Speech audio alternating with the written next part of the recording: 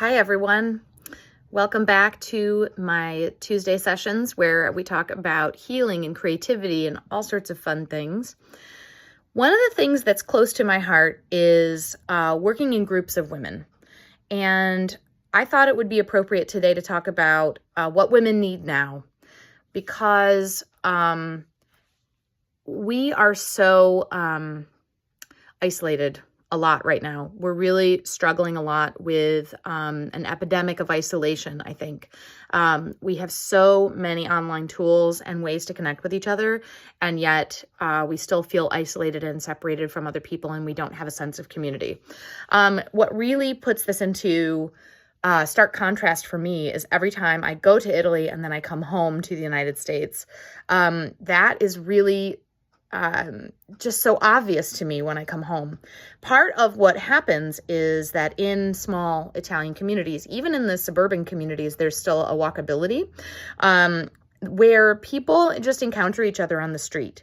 You're going to see the people that you know in your neighborhood, and you're going to encounter people. You're going to meet new people. You're going to see people's dogs. You're going to, judge the walk of your elderly neighbor and see if they seem to be doing okay today.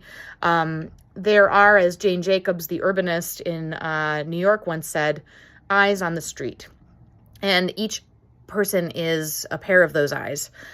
Each person represents community, and that you encounter each other. And as a lot of Americans have been bemoaning in the last, say, 10 years since we've had our digital revolution, we don't have a lot of just seeing each other out and about in places that aren't stores, just in public spaces, because Americans have lost so many of their public spaces and their third places where, you can go and be in public, you can go encounter people, and you don't have to buy a coffee. You don't have to buy a book. Those are great things to be able to do. But I think that, we as Americans have lost so many of our free public spaces. And also we are inside our homes, we are driving in our cars, and we're not walking and encountering each other and, coming across each other just in natural ways, without it having to be, only when you're buying groceries, right? So it's an interesting problem that causes so many of us as American women to feel really isolated, and the only community we might have might be a Facebook group. And the once a month maybe that we get together with our friends, because we're all so busy hustling and trying to make it and trying to have enough money so that we can pay for our health insurance and things. So these are topics you've heard me talk about before, but I think it's really important to bring them up now because, here it is coming into summertime here in Buffalo where I live.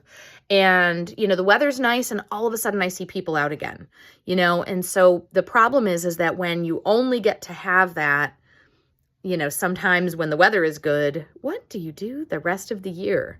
So, I think that while I cannot repair the American society and our epidemic of loneliness or isolation, what I can do in my work is work to create spaces where women feel like they're in community, even if it's temporary, as a sort of a patch, for the system that we do live in and have to deal with on a day-to-day basis. But I give that view and that perspective in Italy a lot of times because I want people to see that there are other options, other choices, other ways of being. And systemic change comes from when a lot of people demand it, right? So anyway, during the time that women can gather together and have their own safe places, the work that I do brings women who don't necessarily know each other together, and it creates intimacy and connection just by virtue of women agreeing, they read what I put on my website, they agreed that they wanted to be a part of that, and they trusted that I would curate the right group, right? And so when we come together in a group of women who have agreed to a certain set of ideas where there's going to be, freedom and connection and restoration and all of these other things that we want, because we might be burned out or tired or whatever, or struggling or having, going through a big transition in life in some way. And we get to go and connect with other people who have the same needs, who have agreed to enter a safe space together. It creates this magic, this pouring forth of, I needed this so badly and I didn't even know, and I think that's been a really powerful thing to witness as a retreat coordinator and leader, and to see that it's something that I can create, I can bring together, but so can you. You could bring together a book club. You could bring together a women's discussion group. There's a lot of different ways that this can play out. It doesn't, again, like, my retreats are a paid experience, okay? It's how I make my living. But these types of spaces do not have to be paid. They can be, a potluck group. They can be a group of moms that get together. And making time for something doesn't have to be a week-long experience, though I think that getting away for a week is always really, really beneficial for all of us to just get that reset. But it can be for 2 hours and you can feel a mini reset, so I'm just encouraging you to think about ways to build your safe space communities where you can go and be yourself and open up the floor to vulnerability and openness and honesty and freedom, and give each other an opportunity to reset and to reclaim your space and to, just be a person who isn't doing the other roles that you do right now. That you can take off your mom hat, or you can take off your caregiver hat, or you can take off your work hat, and you can just be you authentically.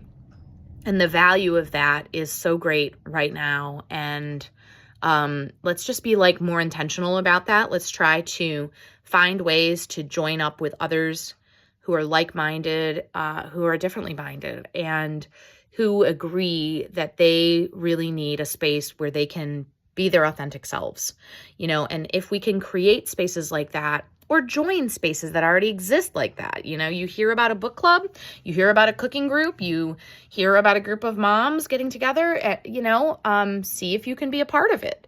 Because it's very easy to let our own needs go and to let our own needs slip. But now more than ever, I feel like it is so, so important for us to not only value that, but to take action to claim it.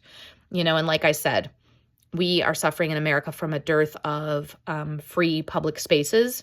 And while I always want to have people come along on my trips, it's not always about spending money in order to accomplish this goal of being able to be your authentic self, being able to maybe talk a little bit about what's been going on for you, and finding common ground with others and just feeling seen and heard and a part of something. So I really want to invite you, if you're not a part of something like that right now, to seek it out really actively and to make it a little project to try to find that, despite whatever discomfort you might have about not knowing the people or not having done it yet and feeling awkward, because the benefits are really big. And if you do have a group like that, are you leveraging it to its fullest potential? Are you getting what you need out of it? And I'd love to hear more about what ways that you are finding this connection and this authenticity, because what women need now is each other more than ever. And I hope that these videos have been helpful to you, and I look forward to sharing more ideas, and please share yours with me. See you soon.